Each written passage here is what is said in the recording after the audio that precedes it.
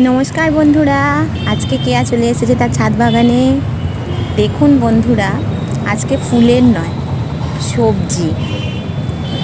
প্রতিটা টবে কত টমেটো হয়েছে দেখুন, ভর্তি হয়ে গেছে টমেটো।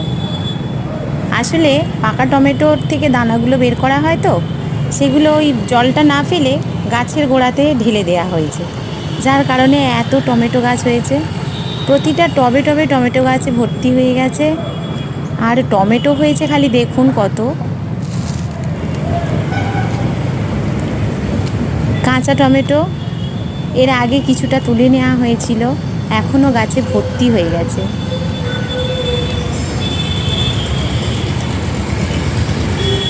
প্রতি কটা টবেতে টমেটো গাছ হয়েছে, ফল হয়েছে এই গাছগুলোতে। আরও কিছু গাছ আছে যেগুলোতে এখনও অতটা পরিমাণে ফল হয়নি। ভিডিওটা দেখার জন্য সকলকে ধন্যবাদ।